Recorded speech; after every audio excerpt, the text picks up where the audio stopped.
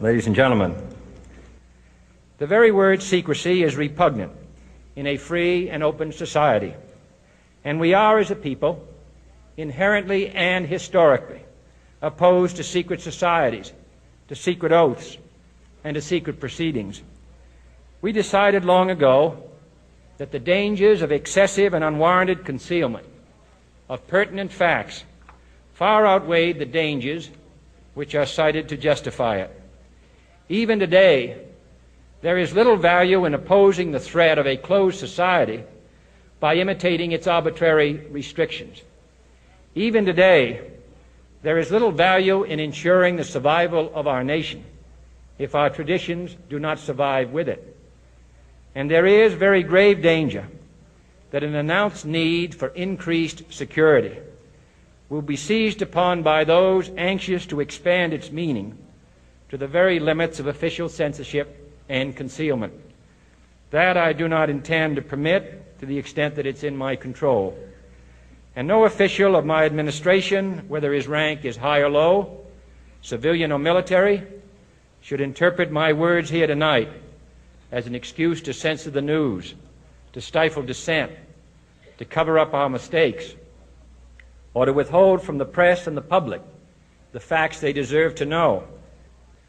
For we are opposed around the world by a monolithic and ruthless conspiracy that relies primarily on covert means for expanding its sphere of influence, on infiltration instead of invasion, on subversion instead of elections, on intimidation instead of free choice, on guerrillas by night instead of armies by day. It is a system which has conscripted vast human and material resources into the building of a tightly knit, highly efficient machine that combines military, diplomatic, intelligence, economic, scientific, and political operations. Its preparations are concealed, not published. Its mistakes are buried, not headlined. Its dissenters are silenced, not praised. No expenditure is questioned, no rumor is printed, no secret is revealed.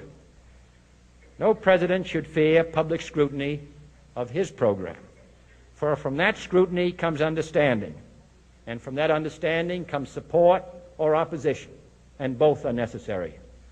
I am not asking your newspapers to support an administration, but I am asking your help in the tremendous task of informing and alerting the American people. For I have complete confidence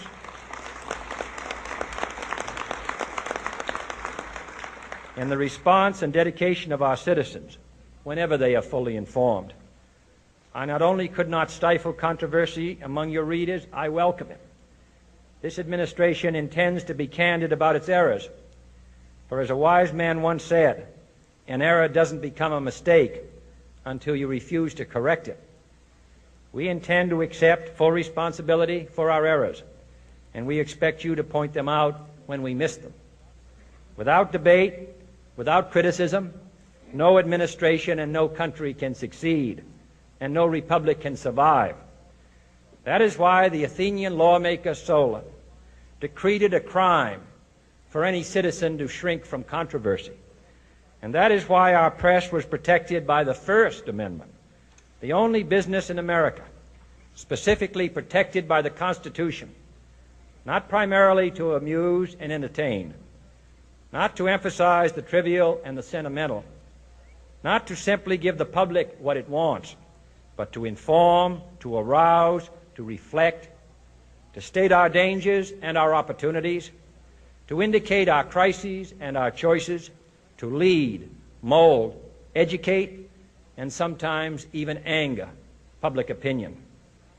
This means greater coverage and analysis of international news, for it is no longer far away and foreign, but close at hand and local.